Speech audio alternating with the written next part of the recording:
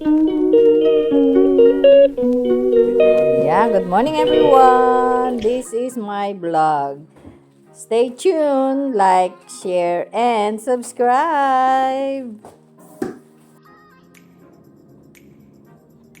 Blessed morning everyone. Today is Sunday, 21st of July. 1 week na lang po at tapos na naman ang July. So, yun lang everyone.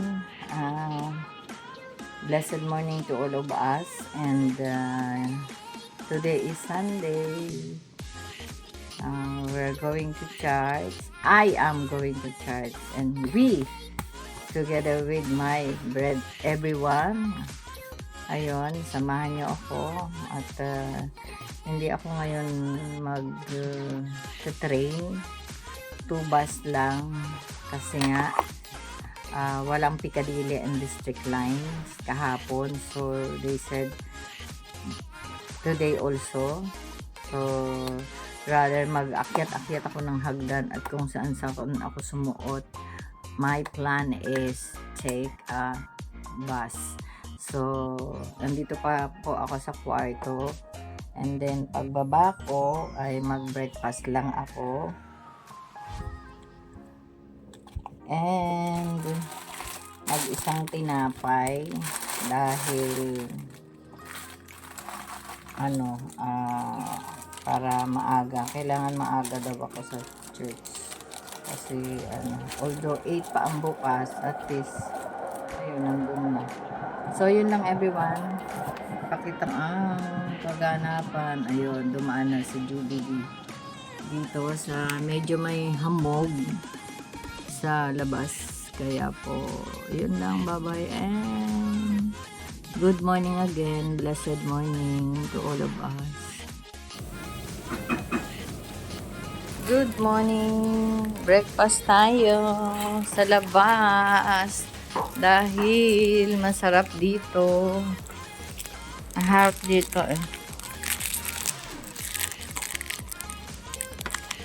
ngayon na, diba? Wala nga lang table. Ayun ang table nila. Set up. May hamog pala. Kasi basa. Diba? Masarap dito mag-breakfast. Breakfast in the garden.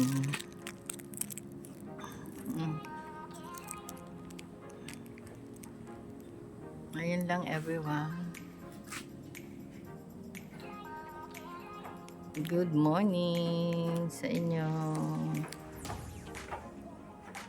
Kanina nandun ako sa tok. Ayan. So ngayon nandito na ako sa baba. Yan lang everyone.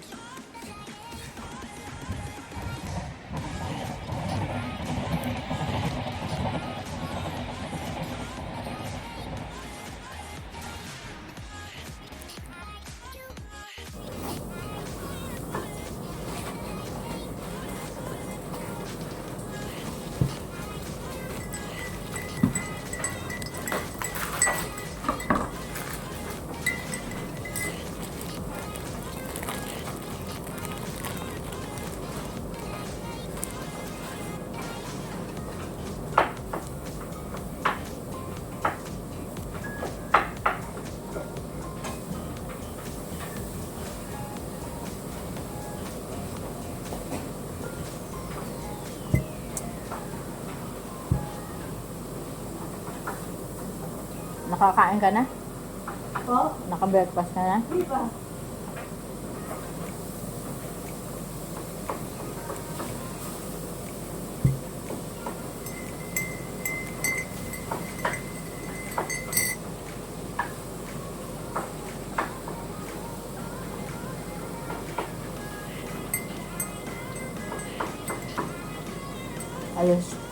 Alas 7 no.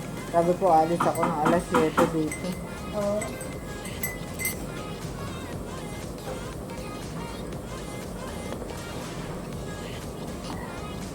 Nakakita tayo makapagluto. May kitchen nga ako. Di ko naman malutuan. Bakit?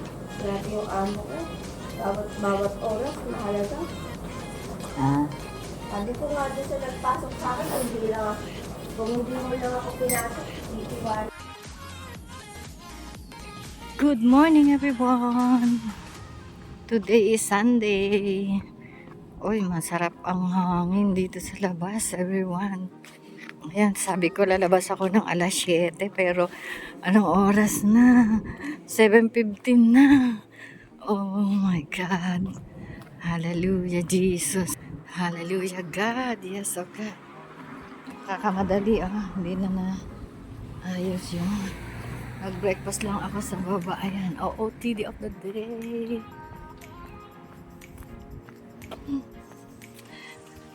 Ayun lang, everyone. Ayan, tingin tayo sa daanan at baka mapa-tapi-tapilok na naman. Ayan, everyone.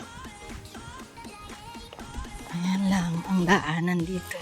Yung bang ganun, pakita ko sa inyo. Yan ang mga nakakatapilok eh. Pag iengot-engot kang maglakad. Yan, hindi kasi pantay-pantay. Kaya, Diyos ko po, dahil ang aking paa hindi ko maintindihan kung paano ba.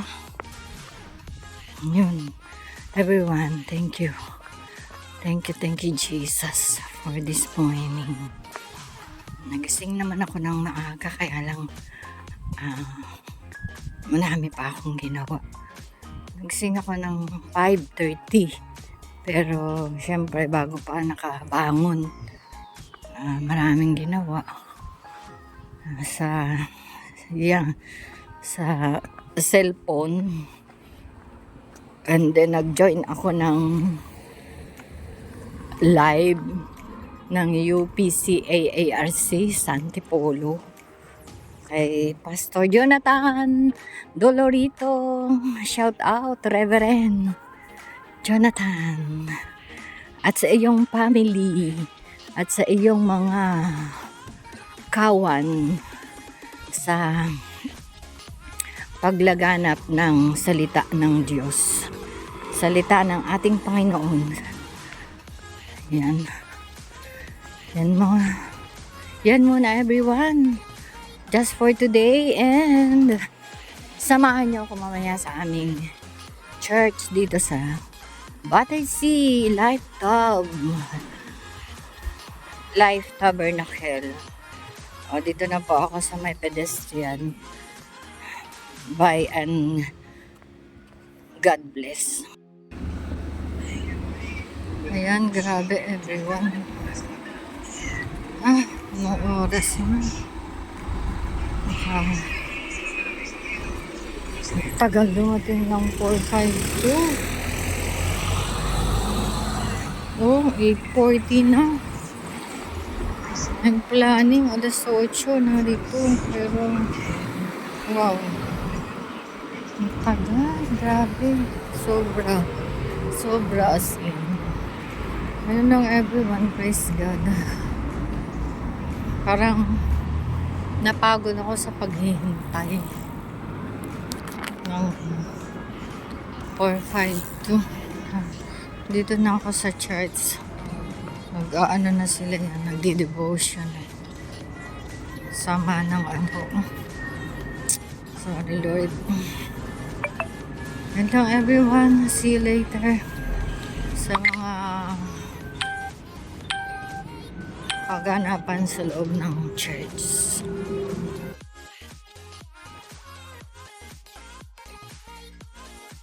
Have His way. Amen. Hallelujah. Heavenly Father, we thank you, King of Glory, for your grace and your mercy this morning. We thank you, mighty God, for allowing us, Lord, to be here this morning, oh God. We thank you, Father, for you are good and your mercy endureth forever. We are committing, oh God, each and every one.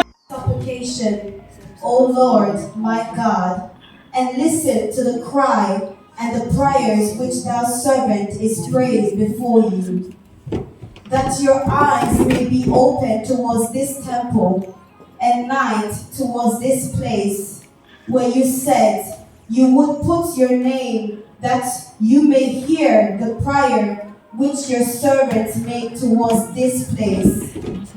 And may you hear the supplication of your servants and your people Israel when they pray towards this place. Hear from heaven your dwelling place. When you hear, forgive. Or if your people Israel are defeated before an enemy because they have sinned against you, and return and confess your name, and pray and make supplication before you in this temple, then hear from heaven and forgive their sin of your people Israel, and bring them back to the land which you have called. Present this morning is not by our might, it's not by our strength, it's not because of what the favors that we do for God, but because of His faithfulness towards us. And today we're going to, as Sister Chanel touched on, we're going to be doing a little bit different.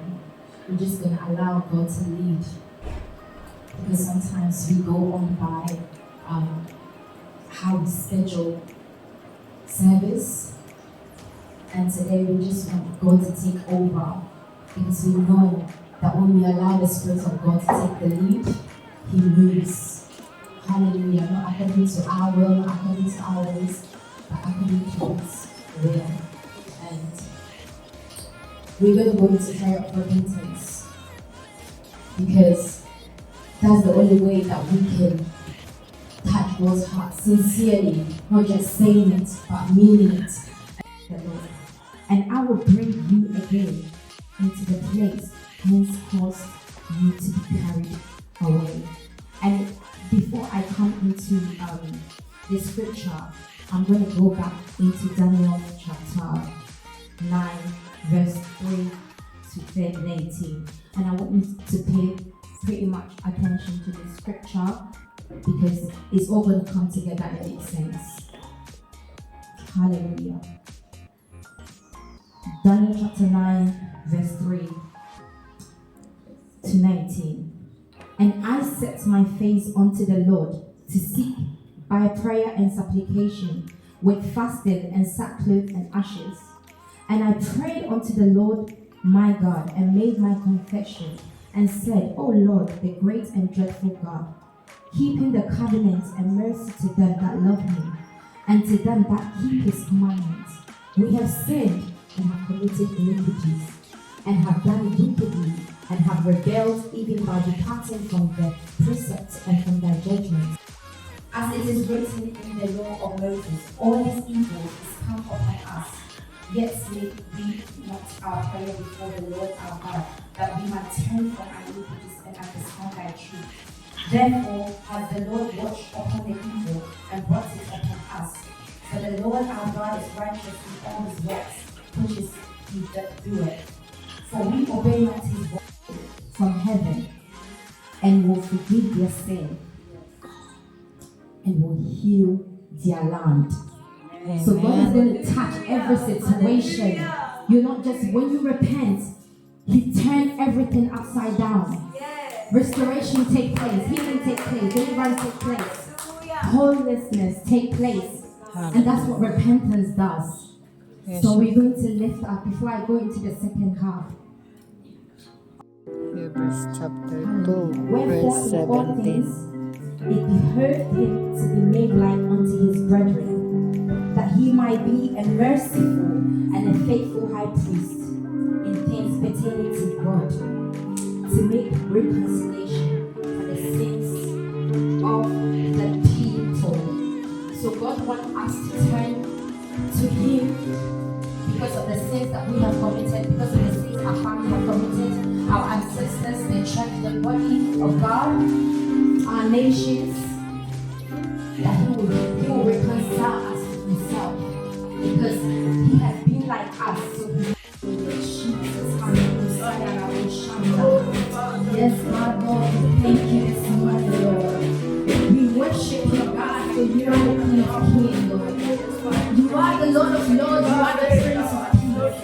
You are Jehovah Jireh, God. Jehovah Nissi. Jehovah Shalom, God. The spirit of wisdom, discernment, and the stillness that they can see the direction God is taking them, that they will not stay according to how they feel on how to lead God's sheepfold, but how the Spirit, because it's all about the Spirit. We cannot do and move nothing without the Spirit leading us. So at this moment, I just want us to stand together, because standing together in unity, our standing means we're standing in unity, in agreement to the word of God, and knowing that He's a faithful high priest, that He will do, He will move. I brought myself, I am the sacrifice, I am more than a song. Today, I brought myself. His way, that the Lord will arise and take his place, that the glory of the Lord will rise, amen, in his house, hallelujah. At this moment,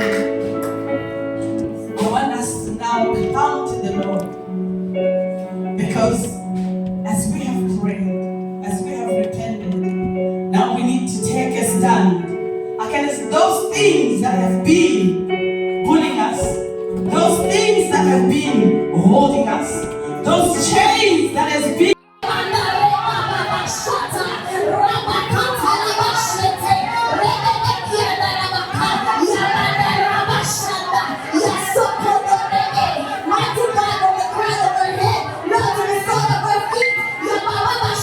Hallelujah, hallelujah. Why do we stand up and give the Lord able to give, Father, Lord God? Father God, let this offering be used, oh God, as a blessing, oh God, unto your church, mighty God. Father God, yes, Lord, you're able, oh God, to increase, mighty God. I pray, Lord God, that you bless this offering, mighty God. We put everything before you, Lord God.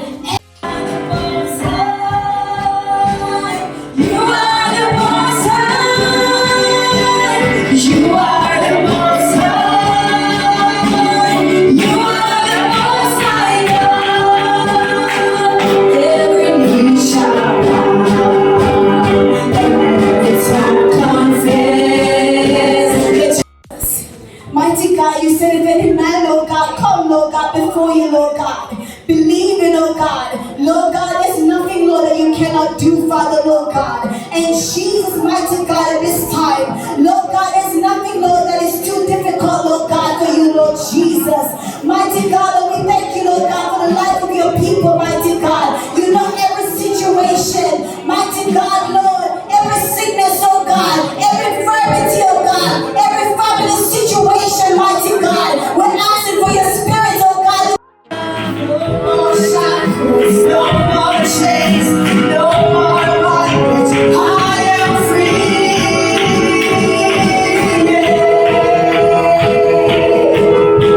No more shackles, no more chains, no more bondage. I am free.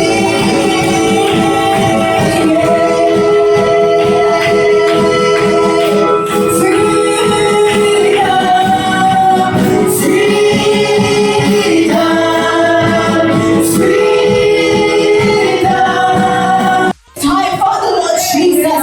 Father God, I pray, Father God, Lord, everything, Lord, you've done in this place, God. I pray, Lord God, for your blessing. I pray for your protection, oh God.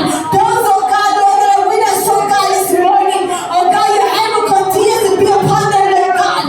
Lord God, we bring, oh God, all the services before you, Lord God, today. All the new service, oh God. Almighty God, all the services, oh God, we bring before your feet, oh God, today. Lord, we ask that you have your way, mighty God, in our midst. Take full control, oh God, in this. Hello everyone, we have a prayer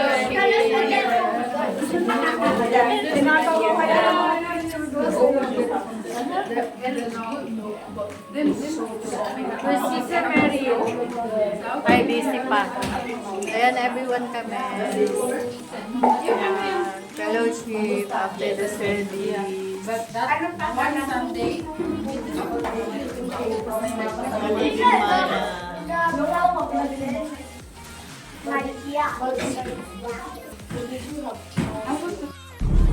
Everyone, that's it. Nandito ako sa likod ng bus.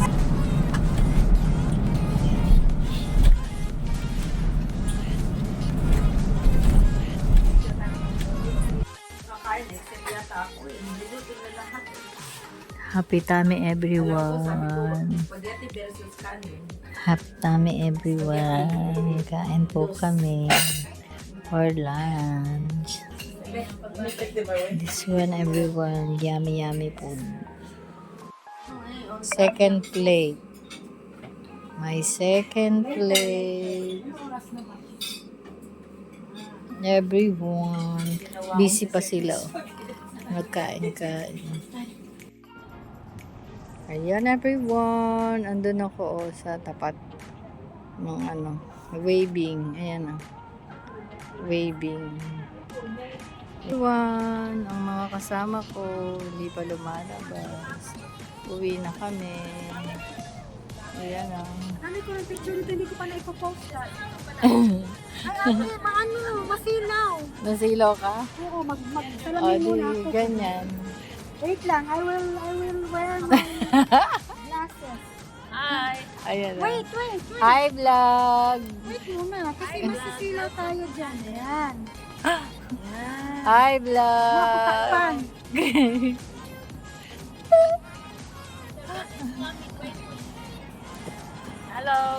Hi vlog! We are here. Okay.